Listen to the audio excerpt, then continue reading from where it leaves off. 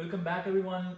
We are going to do the section 2 of this video series today, and today we'll be discussing about General Medical Council or GMC, and we'll briefly talk about the recognition of undergraduate and postgraduate Indian medical qualifications in the UK. Starting with the GMC, Apurva, could you please tell us what is GMC, what does it stand for, what does this body do? Yeah, sure. Hi everyone. So, like we already discussed, GMC stands for General Medical Council. So, it is the UK equivalent of Medical Council of India.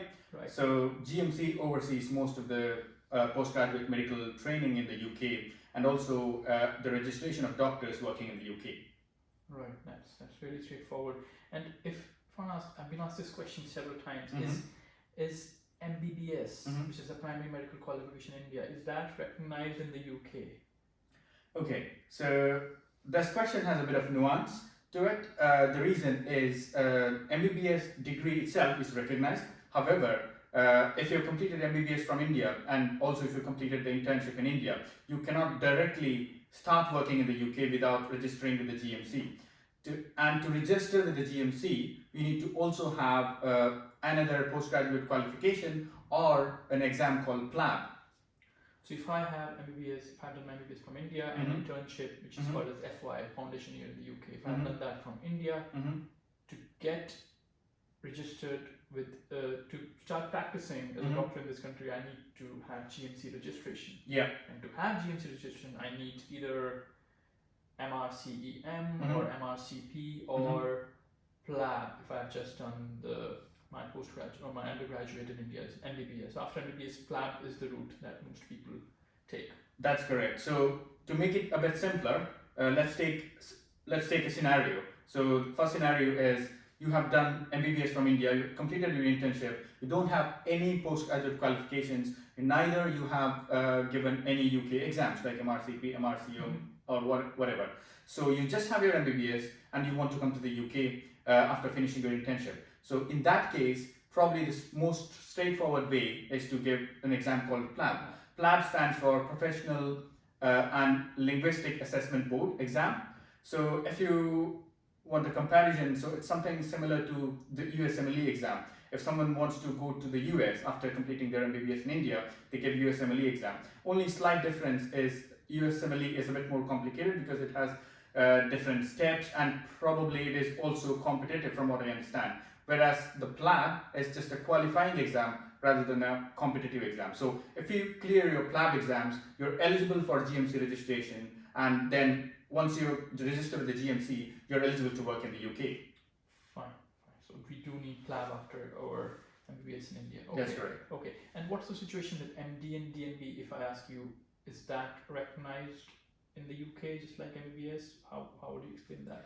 So the recognition part is a bit complicated. So the easier way of understanding is if you go to the GMC website and type for acceptable postgraduate medical qualifications, you get a page. We'll also give you the link in the description below. You can just have a look on the official website of the GMC.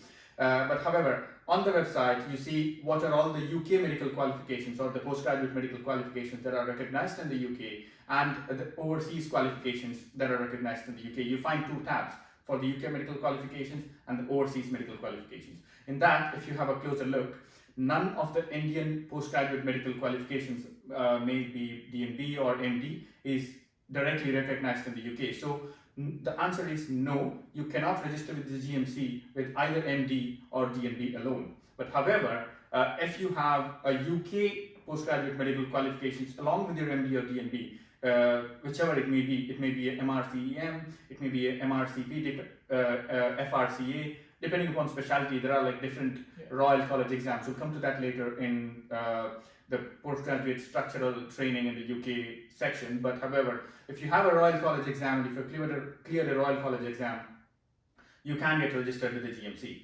Is that kind of clear now? So after my MD or DNB, the easiest route would be to take MRCP and then get on the GMC registration if you want to come here. True. So I think the two most straightforward way of getting into the UK and getting registered with the GMC is either you have your primary medical qualification, that's MBBS, and a PLAB, and then you can get registered with the GMC, or you have MBBS with few years of experience and a UK Royal College degree, maybe MRC, MRCP or whatever, or if you have a postgraduate medical qualification in India, MD or DNB, along with the Royal College exam, you can get registered with the GMC. Okay, fair enough, fair enough. So are there any degrees which are, any other degrees which are recognized in the UK? I guess not, if MD is not per se recognized, if MBBS is not per se recognized, we have to take either PLAB or any other Royal College exam. So are there any other degrees which are recognized in the UK? So you mean to ask, if you don't have a PLAB exam cleared, and if you don't have a Royal College exam cleared, can you still come to the UK? Is that your question? That's correct, yeah. Yeah, lots of people ask me the same question. So if you just have MD or DNB, and if you want to come to the UK, can I still come? The answer is yes, but it is slightly a bit more complicated than a straightforward route of coming to the other two pathways. So there is a scheme called MTI, which is called Medical Training Initiative. So you can get registered with the GMC with MTI scheme if you have an MD or DNB and a few years of experience in India. But however, it is slightly complicated because of the fact that the trust providing you the job has to sponsor you, and there are a bit more complex documentation work that needs to be done before you directly get registered with the GMC. So I think probably we can give you a link, as well as we can do another video about the MTI scheme itself, explaining how it is usually done and where are the resources to look for if you want to come through the MTI route. That's one of the alternative route when you can come without any further exams. Exactly. But then it's more complicated. The process is more tedious. Yes. Okay. Fair enough. Next question is, can I do any further training in the UK? Now, I suppose this applies to somebody who has finished MBBS or somebody who has done post-graduation like MD, or even a surgical specialty, which is MS in India. Can I do any further training? How would that work? Yeah, the short answer is yes. You can do further training in the UK, but the level of training in which you can join the UK postgraduate training and what subspecialties you can choose and what stream you can follow depends upon your previous training, what exams have you given, and so many different things. But the short answer is yes, you can do further training in the UK. But I think we'll cover a lot more stuff when we come and have a chat about the postgraduate medical training in the UK itself. We can make a completely separate video on that because it's an extensive topic. Sounds good. Sounds good. So coming back to GMC, you know, how do I get GMC registered? What is the process? What documents do I need for that? Okay, so the GMC registration process is quite simple. It may take a couple of months because of all the paperwork and the process involved, but the process itself is quite simple. I think the documents you need for GMC registration are, again, have a look at the GMC website itself before you take any of the information for granted, because information keep changing, and this is not the official information. But however, the general documents you need to get the GMC registration is your passport, your certificate of your primary medical qualification, your internship certificate, and there is a document which is needed, which is called Certificate of Good Standing. That's either usually given by the NCI or any of the state medical councils in India. That's called Certificate of Good Standing.